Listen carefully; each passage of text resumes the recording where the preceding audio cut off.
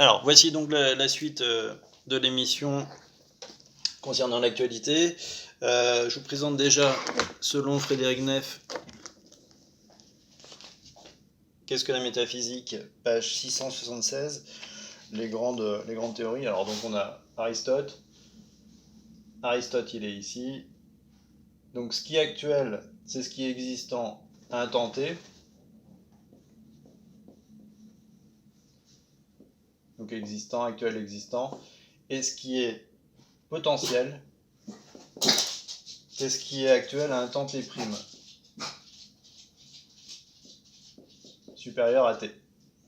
Voilà pour Aristote. Ensuite, on a Leibniz. Leibniz n'est pas très éloigné. L'actuel, c'est l'existence. Existence. Pareil. Ensuite, le virtuel, c'est-à-dire le possible réel, c'est ce qui est en puissance. Et ce qui est en puissance, c'est ce qui tend à l'existence, en passant de l'essence à l'existence. Donc il y a une essence qui passe à l'existence pour faire le virtuel, c'est-à-dire le possible réel. Donc ici, on voit bien que le possible, c'est l'essence. Donc ça, c'était Leibniz. Il y a Lewis. Alors Lewis, c'est... On le représente avec des petits mondes, ça sera plus facile. Ça, c'est, on va dire, notre monde. Et ça, c'est un monde W'. Pour Lewis, ce qui est existant actuel dans un monde W, c'est ce qui est possible en W'.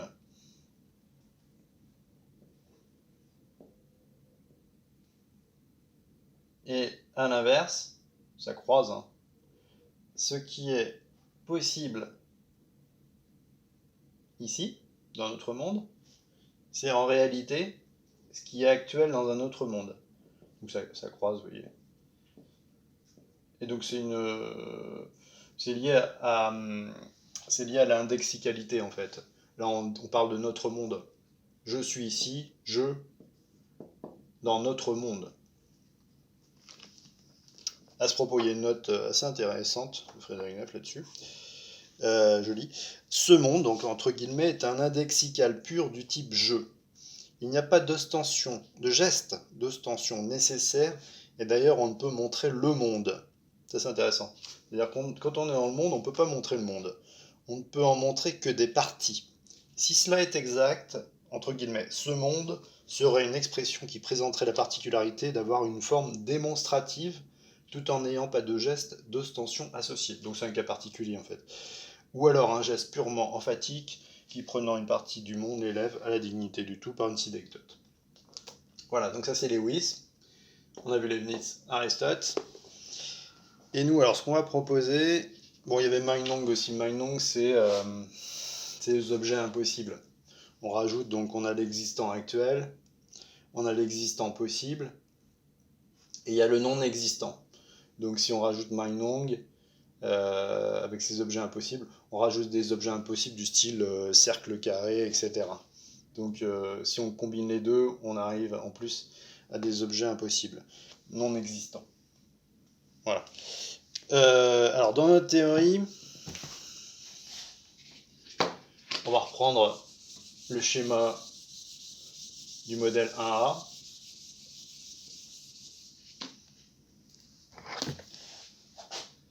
On a des mondes comme ça. Voilà. Hop. Voilà. Alors là, on est à W, c'est notre monde. WN, on va dire. C'est notre monde. Ça, c'est WN plus K. Et WN moins K. K appartient aux antinaturels, on avait vu. Hein. Donc ça peut être plus 1, plus 2, plus 3, etc. Alors là, c'est pas tout à fait fermé, on ne sait pas quand on commence un monde, quand on finit un monde. Par contre, là, c'est vrai qu'on arrive à plus l'infini, à moins l'infini quand on prend tous les entiers naturels. Donc là, on est dans ce monde-là. On a une personne qui naît, une personne qui meurt. Voilà. Donc on définit. Donc ça c'est sa ligne de vie. Au cours de sa ligne de vie est traversée par la ligne d'actualité. Donc on l'a construit comme ça, c'est perpendiculaire hein, dans ce modèle-là, dans cette représentation-là. Et cette ligne d'actualité va bien sûr croiser d'autres lignes d'actualité. Il y a d'autres personnes qui vivent dans les mondes en général. Hein. Là, il y a d'autres personnes ici, d'autres personnes ici, d'autres personnes ici. Mais c'est orthogonal aussi dans la représentation. Alors, la ligne d'actualité, c'est ce qu'il faut bien comprendre. On est là, ligne d'actualité. La ligne d'actualité, elle est proprement métaphysique, en fait, elle est définie par le temps. C'est le temps qui fait qu'une âme appartient à un corps métaphysique. Comme on l'avait dit, le corps métaphysique, on peut le représenter ici. Il y a le temps qui permet à l'âme de passer d'un monde à l'autre et d'arriver par exemple ici. Donc la ligne d'actualité, ça représente, on va dire le temps t, un temps t pour plusieurs personnes et même pour l'ensemble des personnes. C'est ça qui diffère des autres théories, c'est que le temps t, dans un autre monde, dans d'autres mondes, on a des personnes qui au même moment vivent. Voilà. Donc ce qui est actuel dans notre monde est aussi actuel dans leur monde. Et ce qui est actuel dans leur monde est actuel dans notre monde. Voilà. Et non plus possible. C'est une avancée par rapport à Lewis. Donc tous les mondes existent en même temps. Mais on ne peut pas y accéder. On peut y accéder que par la naissance et la mort, hein, comme on l'a vu. Voilà donc pour la notion d'actualité, de ligne d'actualité. Alors, on peut définir ce que j'appelle l'épaisseur d'un monde. L'épaisseur d'un monde, ça va être ça. D'un point de vue géométrique, ça va être par exemple P, P'. P, P', en fait, ça va représenter donc l'épaisseur d'un monde. Et l'épaisseur d'un monde, c'est le nombre de personnes, le nombre de lignes d'actualité, donc le nombre de personnes en un monde à un moment donné. On peut le représenter de manière... on peut faire un petit schéma un peu d'analyse. L'origine, elle est ici. C'est comme si on imaginait que c'était la première personne. C'est la naissance de la première personne, N1 par exemple. Ici, ça représente le temps, parce que le temps, on a bien vu que le temps, il allait comme ça et comme ça. Donc ça, c'est le temps. On peut définir le temps avec toutes les lignes d'actualité possibles. On peut prendre toutes les valeurs possibles. Donc ça, c'est vraiment le temps. On peut prendre t, t', etc. Et alors, là, c'est un repère avec des nombres entiers. Vous avez bien compris, parce que les nombres de personnes, c'est des nombres entiers. Voilà, 4, etc. Et donc, à un temps t, s'il y a, je sais pas, 256 personnes dans un monde, on aura ce point-là. Si au départ, il n'y avait aucune personne, au départ, il y avait qu'une personne, donc on était ici. Et après, on peut on peut avoir une courbe qui permet de représenter au cours du temps l'épaisseur des mondes, le nombre de personnes existant dans un monde donné, à un temps donné, selon la ligne d'actualité. Alors, après cette notion, donc on a défini l'actualité. Maintenant, on va parler du possible. Qu'est-ce que c'est le possible là-dedans ? Là, le possible, je le représente en noir par exemple. Le possible, c'est le complément de l'actualité. C'est ce qui n'est pas, mais ce qui a été ou ce qui sera. Donc on peut le représenter comme ça. Voilà. Dans tous les mondes possibles.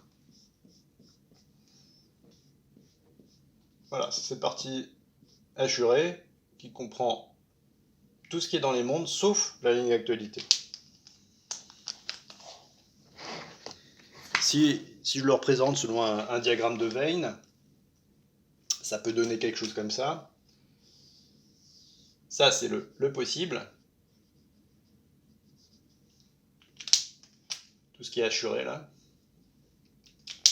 Et la ligne d'actualité, C'est ça. Ligne d'actualité, c'est ça. Représenté en vert. Donc on voit bien. Il y a une frontière. Un élément est nécessairement ici ou ici. C'est pour ça que c'est le complément. C'est-à-dire, plus précisément, en logique booléenne, P union A. Ça donne tout cet ensemble-là. Ça, cet ensemble, on peut définir comme 1, c'est-à-dire, en fait, c'est l'être. C'est tout ce qui existe, tout ce que le temps permet d'être. Tout ce qui a été, tout ce qui est, tout ce qui sera. Donc 1.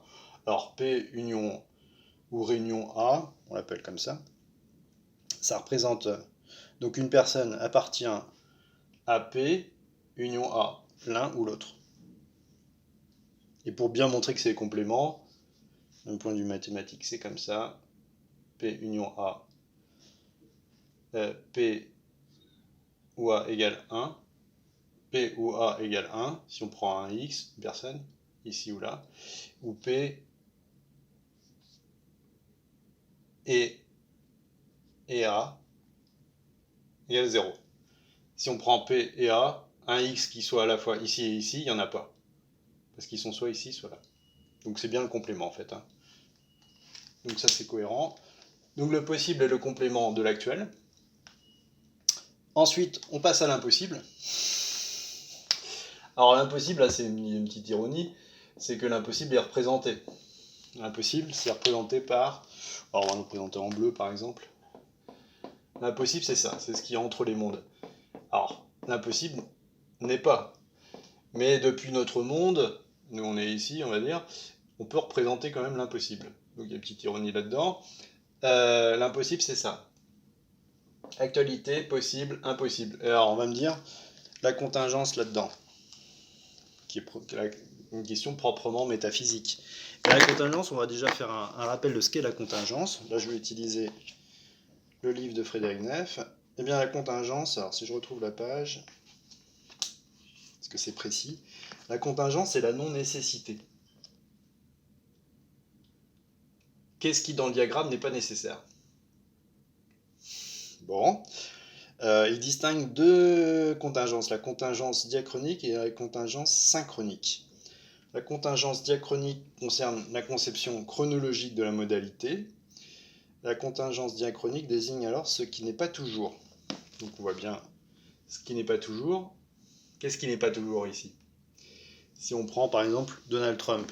Donald Trump est le président des États-Unis actuellement. Dans tous les mondes possibles, ce n'est pas le cas. Et c'est sans doute préférable.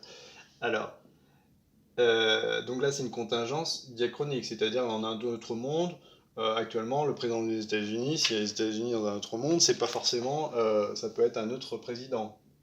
Ça peut être Hillary Clinton, par exemple. Donc là, c'est de la contingence diachronique. Alors l'ironie, c'est que pour résoudre la contingence diachronique, il n'y a pas de contingence diachronique en fait, hein, pour moi, il n'y a que du possible. Parce que si on imagine qu'il y a une infinité de mondes là, il y a bien un monde où Hillary Clinton est présidente des États-Unis. Ça peut être actuellement ou ça peut être dans le possible. Donc c'est-à-dire que finalement, la contingence diachronique se noie dans ce qui est ailleurs. Selon un mode, synchronique, c'est-à-dire que ça peut être ici en même temps, ou pas. Ça peut être diachronique, en avant ou en arrière. Et la contingence synchronique, la définition de contingence synchronique, une contingence à un moment du temps, telle que diverses possibilités sont disponibles à cet instant. Je peux décider d'acheter une Toyota ou une Nissan. Dans ce cas, il y a contingence synchronique du choix. Il n'est pas nécessaire et concerne deux objets présents. Donc c'est-à-dire que par exemple, on est ici, on peut acheter une Toyota ou on peut acheter une Nissan. Eh bien, cette contingence synchronique, bah, ça se résout ici aussi, parce qu'il y a bien un autre monde où on aura une Nissan et un autre monde où on aura une Toyota. Donc c'est pareil, ça se résout, il n'y a que du possible. Ça peut être dans l'actuel, comme ça peut être dans le possible. Donc finalement, c'est la démonstration qu'il n'y a pas de contingence. Il n'y a que du possible. Et de l'actuel. Et l'impossible également. Une petite note sur les objets impossibles, on parlait de Meinong tout à l'heure.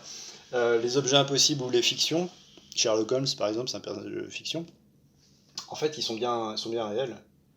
C'est-à-dire qu'ici, je suis capable de penser Sherlock Holmes, je suis capable de penser un cercle carré, même s'ils n'existent pas de manière physique, tangible, ils existent par le fait que je suis capable de les penser. Donc finalement, on rejoint, sur ce point de vue-là, on rejoint en non-existant. Le non-existant appartiennent finalement à l'actualité ou au possible non-existant, et non pas à l'impossible. Voilà pour cette émission, merci de votre attention, j'espère que ça a été clair, et à bientôt.